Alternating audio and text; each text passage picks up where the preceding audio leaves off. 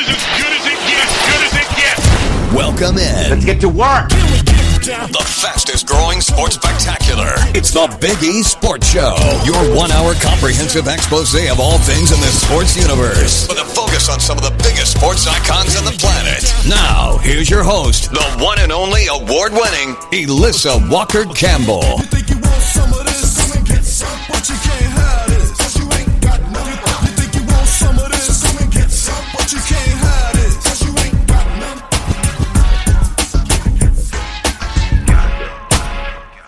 Elissa Walker Campbell, welcome into the Big E Sports Show. Many different ways to connect. You can always join us online. X at eRadioSports, eRadioSports.com, info at eRadioSports.com, and also check us out on YouTube. It is hard to believe All-Star Week is just around the corner. We're going to discuss some of the biggest headlines. Always a true pleasure when we can connect and be in studio from Athlon Sports Postgame Central. And that is our very own Craig Larson. How are you, Craig? Hey, E, good. How are you? Well, it is hard to believe that the NBA All-Star Game is coming up so quickly, but it seems like our guy, Jimmy Butler, he is certainly garnering a lot of attention. He is, and it's not the good kind of attention, right? Yeah. I'm sure Adam Silver in the league office, I mean, this is a time and a moment for the league to be celebrated with the starters, with the reserves being named. This is always the great pinnacle weekend where legends are recognized and honored. And it's kind of unfortunate because it is such a tired act. I mean, we've seen Jimmy do this in Minnesota. We saw it in Chicago. And inevitably, some team's going to figure out a way to get Jimmy on their club because he's that type of player and talented on the court when his head is screwed on right. But it's just really, really tough. I think the remarkable thing that people haven't spoken enough about is that Spoelstra and the Miami Heat, even with all this drama, and you know as a former athlete how hard it is to win when there aren't any distractions. Yeah. This has been an ongoing saga for many weeks now. The Miami Heat, if the playoffs started today, they would qualify and reach the postseason. So they have still managed to navigate this, remain competitive, keep their head above water. And I can tell you to a man, the majority of those players do not want Jimmy back. So the Heat have to make a deal. Pat Riley, of course, is dug in on the administrative side. And it'll be interesting to see who ultimately lands Jimmy. But it's predictable. It's like a leopard trying to change his spots. Not going to happen. Jimmy's being Jimmy. Well, and it looks like it is time for the Heat to move on, and we're going to continue this conversation with NBA legend and Hall of Famer, the great Rick Barry. Rick, it's great to have you on the show. Oh, my pleasure. Happy to do that. I hope that 2025 for everybody listening in is off to a great start for you, and more importantly, good health to you and your family. So Absolutely. That's my wish for everybody, Alyssa. Yeah. Hey, listen, we are looking so forward to reliving so many of your memories. But we are at the midpoint of the NBA season. We've got the trade deadline coming up, All-Star break next week, and postseason. It's going to be here before you know it. So what are you looking forward to the most in the second half of the year? Praying that the Warriors get everybody healthy and figure out what they're doing and see if they're going to bring somebody else in to add to the roster to hopefully give them another shot at possibly contending for a championship. They've had a miraculous run.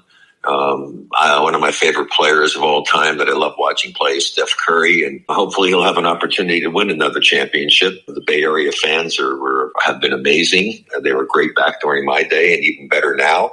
So, yeah, that's what I'm hoping for. I'm not going to be rooting for anybody else. And if the Warriors aren't in it, then it's just a matter of who's playing and who I might decide to pull for. I do also love watching the Joker play.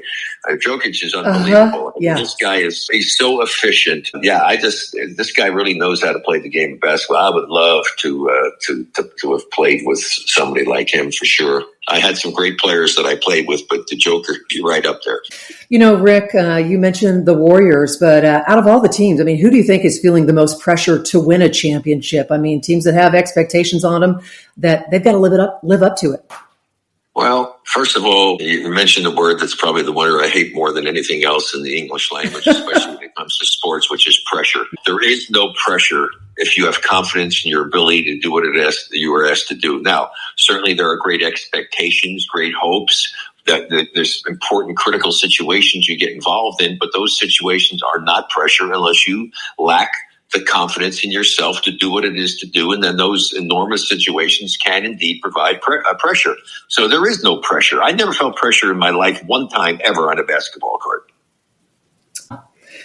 Talk about not feeling pressure, but how did you navigate a full NBA schedule? Because it seems like, the first half of the year, it's a little bit less entertaining. Then when we get to this time of the year and after the All-Star break, it seems like players kick it up a notch with their play and with their production, and they're a little bit more efficient. Well, from the first game to the last game, I played as hard as I could play every time I put my uniform on. So when I hear that, and anybody that's doing that, I lose a lot of respect for them because you're paid to compete. That means every time you put your uniform on, not because of the situation. So I lose respect for any player that doesn't give his best effort every time he steps out there on the court. And to me, if I could control and go back and play my career over again, and I had some control over things, not to the point that I can know we're going to win or not, I would want every game to come down to the last 10 seconds. The game's on the line. I want the ball in my hands. Let's weigh in and have you weigh in on Jimmy Butler, because it seems like it's a little bit of a soap opera how things continue to play out in Miami. What's your reaction to the suspension by the Heat? And could you have played with a teammate like that back in the day? It would have been difficult. It's a different world today. It's just hard for me to believe that the owners have given up so much control to the players. It's kind of like Wilt Chamberlain, who I got to know after he retired and really liked Wilt a lot, and so sad he's not around. His last book, I think he wrote, was The Inmates Are Running the Asylum. And it's really quite true. I mean, the fact that the players can demand that they want to go here, there, or someplace else, and they've signed a contract, they want to get out of it, and then they're making everything public. It really is troublesome to me to see that. You need to sit down with them. You need to be professional. You need to be mature about it. Go in, talk about the situation, try to reserve it internally, get it worked out, and tell them why you're unhappy. Well, what can we do to make it better? Just try to do it on a real professional level. The stuff that goes on now is really troublesome to me. It really and truly is. And I just don't know why the owners and the general managers are allowing the players to have that much power. Because here's the thing. They're employees, okay? They're an employee. Where in the world can an employee in other businesses not do what an owner wants them to do, or his boss? I mean, they're going to be out of a job. So why in the world, like the same thing for me, the biggest thing for me is the free throw shooting. I mean, it's embarrassing to me that if you're a player and you can't shoot 80% from the free throw line, you should be ashamed of yourself.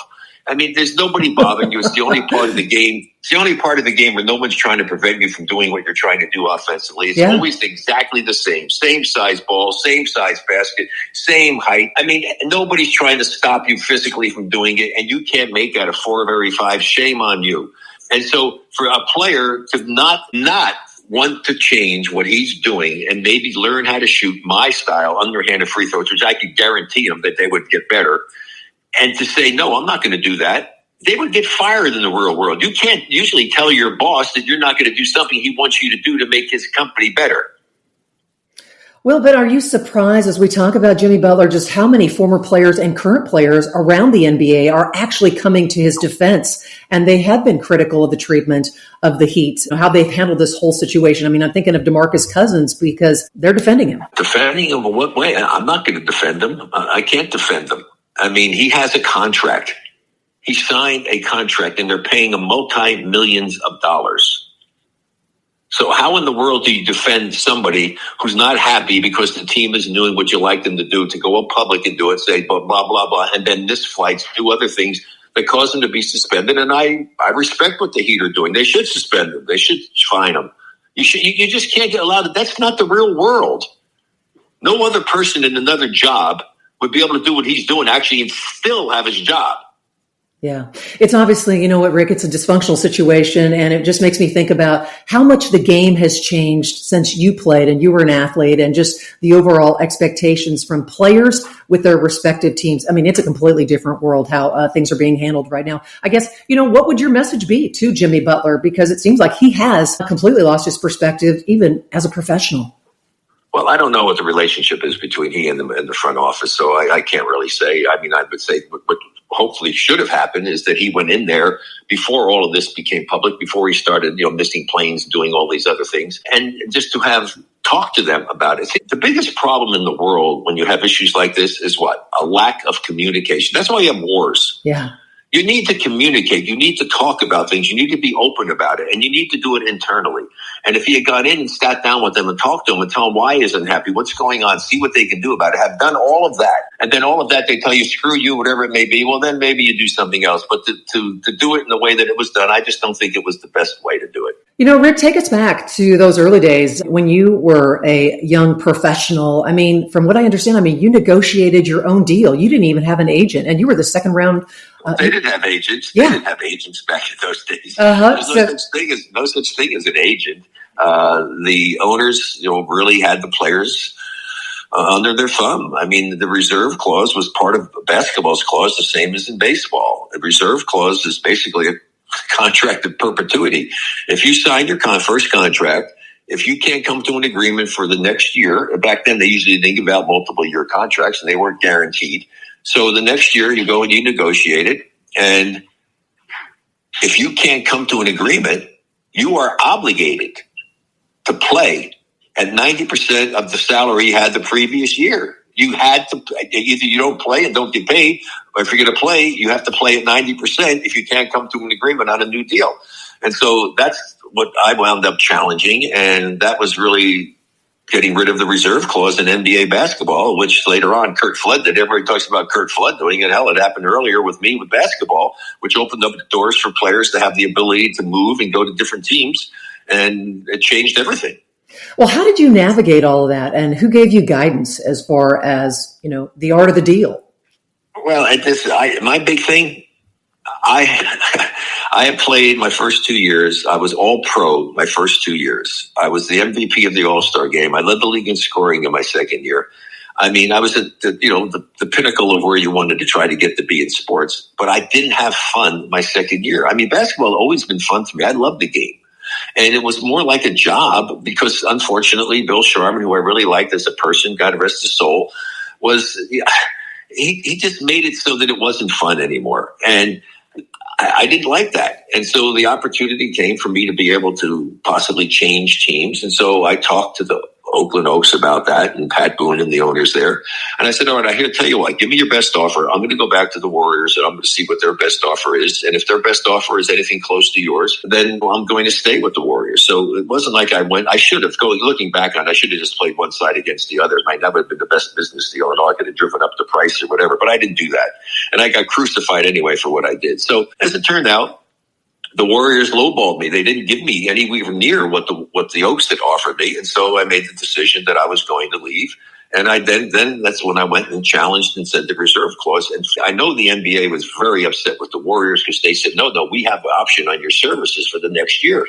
And so that then made it that it was an option clause, which changed everything for professional basketball. But if I had to do it over again, would I sit out? No. I mean, if I knew that I could be where I am today, I could have the wife and the son that I have today, knowing that would still have happened because, when you do something like that, it changes the space-time continuum. I'm a big Star Trek fan. Okay.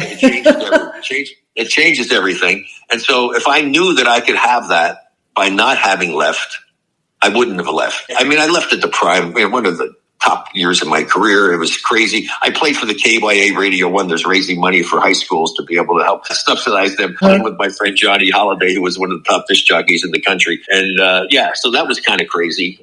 If I had to do it over again, I certainly wouldn't do that. NBA legend Rick Barry with us. And a moment ago, you were talking about, your unorthodox way that you shot free throws. Obviously, it was very efficient and you made over 90% of your free throws. Why do you think more players today don't shoot underhand like you, especially as you're talking about those big bruising centers? I mean, it is a free shot. Yeah, I really don't understand it. Their egos. Who cares what you look like? I mean, I have the same, but I understand it. Back in my day, girls a lot shot that way. That's so true. My father shot that way as a semi-pro player and coach, and I said, Dad, I can't do that. Everybody's going to make fun of me. And I remember the words like they were yesterday. Son, they can't make fun of you for making them. And so I basically only did it because he was driving me crazy about trying to do it. And I was like a 70-something% free throw shooter. I was, by not any stretch of the imagination, a really good free throw shooter. And so I did it basically to get him off my back. And thank God I did, because the more I did it, I said, wow, this is really pretty good. And I shot over 80% that next season, just kept getting better and better. In fact, I was better at the end of my career. I changed my technique late in my career. My last 6 years, I actually shot over 92%. So I still think I'm the best. Wow. Because I shot over 92, which is higher than anybody in the league is averaging now or has averaged. And the last 2 years, I shot over 94%. So, and I brag about it only because it's the only part of the game you can be selfish, only thinking of yourself and help your team. The NBA All-Star Game is going to be in San Francisco. It's coming up. You're a Warrior legend. How great is this for the city? And just how impressive is the Chase Center? Chase Center is really pretty amazing place. Of course, they left there, and I went over and played in Oakland, and that's why they changed the name from the San Francisco Warriors to the Golden State Warriors. And it's 58 years ago that I played in the All-Star Game at the Cow Palace over in Daly City, south of San Francisco, and was fortunate enough to be the MVP. So it's hard to believe that many years have gone by. So it's going to be very interesting to go back and be there with the All-Star Game taking place. And I'm found out that I'm actually going to be honored by the Retired Players Association at what has become one of the nicest events of All-Star Weekend, which is the Legends Brunch on Sunday. And so I'm very honored to have that, to be a part of that, and to be a part of a number of other things. I'm actually going to do some pickleball, which is my big sport now that I'm playing. They're playing at a pickleball event and doing a number of other appearances and things back there. So it should be a very fun weekend. You know, Rick, you're an 8-time NBA All-Star, without a doubt, one of the most memorable players in all of NBA history, on and off the court. What are some of your favorite memories during the All-Star weekend? What did you, as a player, what did you enjoy the most? Well, back in then, it was nothing like it is now. The players have a lot of days off. We had played again. I looked to make sure what it was, because I remember one year I'd gone and played on Friday night, flew into the dinner they had Saturday night, played the next game in the afternoon. But in San Francisco 58 years ago, we had played at home on Sunday. I think it was Saturday or Sunday. I think it might have been Saturday, Sunday. And the All-Star game was actually on a Tuesday night. Wow. It wasn't even on the weekend. And then I played the game, and we had a game on the road the next day.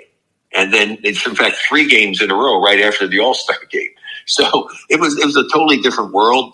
But that game had memories for me, not just because getting MVP, but because of the players. 13 of the 20 players, back then they only had 20 All-Star players. And so the 20 All-Star players that they had, 13 of them were top 50 players. It was an amazing array of talent that was there. And Red Auerbach got thrown out of the game. I kind of remember that. It was pretty cool. But it was a big thing. And I always said that any All-Star game that they have, even though now it's not even a game, it's just more of an exhibition, they should have 2 awards. They should have most valuable player and a most outstanding player, because the MVP isn't necessarily the most outstanding player, and the MLP isn't necessarily the MVP. So in that game, I think I would have been an MOP, the MOP, most outstanding player, with the 38 points that I had. But Nate Thurman, our center, had 18 points and 18 rebounds against the front line. That was just amazing. Will Chamberlain, Bill Russell, and Jerry Lucas. I mean, and Nate was a critical element, and he would have, to me, he was the MVP. You know, Rick, do you think the dunk competition will ever get back to what it was when you were calling Michael Jordan against Dominique Wilkins? Well, actually, they had a couple of good ones afterwards. I mean, the one that was crazy was Zach LaVine. And I mean, my God, what a show they put on. I mean, I think it was a disservice. They should have just let both of them win as far as amazing dunks that they did. And then they got crazy carried away. And I think Nate Robinson won one where he missed like 9,000 dunks because I was crazy. and then they were trying to change things because the skills competition always came down to the last shot. That was nothing. The only true event is really the 3-point shooting competition, because the guy who makes the most wins. I mean, and it's a skill. So that's the one that's probably most enjoyable for me to watch. I think it was kind of fun, too, when they got some of the women and the older guy and a current player representing a team or a city or whatever. And they had the competition of shooting from threes and some other distances, because that's not subjective. That is, whoever shoots the best is going to win. Well, and as I understand, they had an extended an invitation to Caitlin Clark to participate, and she unfortunately declined. I would love for her to have been a part of this special weekend. Yeah, well, I'm surprised that she didn't do it. Me too. It would have been cool. It was great last year when Steph had the shootout with the young lady from the WNBA. I forget who it was right now, but that was kind of neat. And that That's entertainment. That's fun. I mean, and the people really do get out and they do compete, because the game, they don't really compete anymore. They don't really play their hardest, and they're trying. Even Adam Silver, and David Stern was concerned about it as well. And Adam Silver now is replacement since David passed away. God rest his soul. Yeah, they're concerned. So they keep coming up with these different formats, but it's all going to be up to the players. But for whatever reason, the players don't take it seriously like we did. When we played, it was a very serious, highly competitive game that both teams and players on the teams went out and played as hard as you could play to try to win. And now here's an interesting to show you how times change. The winning team on this new format that they're going to have, the winning team who won't even play a full game, because the team to win it all play 40 minutes. If you win, you play the next game. It's a game to 40 points. And then the other one's a game to 40 points. So it's really not even a full NBA basketball game. The winning team is going to get $125,000 player, 8 guys on each team. That $125,000 that they'll win for playing 40 minutes of, 2 games to 40 points is more money than I made in my first 3 full seasons playing in the NBA. My. Well, they say that the stars say the risk is not worth the reward. I mean, it's a marquee event, but it's not the same like when you played back in the day, right? Well, but the risk, I mean, they have a guaranteed contract. What risk is there? Yeah. I mean, their contract is guaranteed. It's an important game. It should mean something to you. I would hope that every time you put your uniform on that you would go out and play your hardest. I mean, I agree, 100%.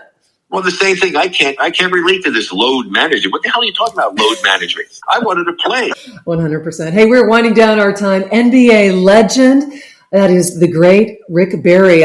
Give me a quick hit. Come on, we got to talk about the 76ers. They have been a big-time disappointment this season. What do you think, Rick, is the biggest issue? Well, one of their star players gets hurt all the time. Mm-hmm. I mean, Embiid, he hasn't been able to stay, super healthy all the time. And then it's just a matter of getting the right personnel. That's what it comes down to. The coach is not critical to a team. It's the personnel. If you don't have the right players, you're not going to win. I don't care, unless you're God and come down and pull off a miracle. That's not going to happen. And then a coach can screw things up too, obviously. There's been coaches with a lot of talent that didn't win. But primarily, the first criteria is you have to have the right players who know how to play the game the right way and have them play the game the right way, utilizing their skills and talents to their fullest ability. And when that happens, it's really a pleasure to watch. That's why I love what the Warriors did on the run they had, because they really played the game the way I was taught it should be played. Pass, move, cut, unselfish, not all one-on-one garbage, not coming down nowadays and just jacking up 83-point shots. And just play the game the right way. Play defense. Work at it. Pretty simple. Absolutely. It's always a true pleasure when we have the opportunity to catch up with the great Rick Barry. Give us a quick hit. How are your boys doing? My youngest son, Canyon, got to play. He was an Olympian, got to play in the Olympics. Sadly, Jimmer Fredette got hurt, and they only had to play with 3 guys and no substitutes, and they lost 3 games by 2 points. But my son, the games they won, had 2 games where he set records with the points he scored, played great, had an amazing experience, but it's unfortunate that they just missed out on getting to the medal round. They beat the silver medal team, France, and I was just thrilled to see my son have a chance to be an Olympian and to basically play really well and help the team win a few games. Injuries are a key element. Now maybe they're learning that you should have a 5th member of the team. So if somebody gets hurt, you replace the hurt guy with another guy. You shouldn't have to play with 3 players. That's stupid. True pleasure to catch up with NBA Hall of Famer, the great Rick Barry. Enjoy all the festivities. Congratulations. And we look forward to catching up with you a little bit later this season. Thank you, Rick. My pleasure. Thank you.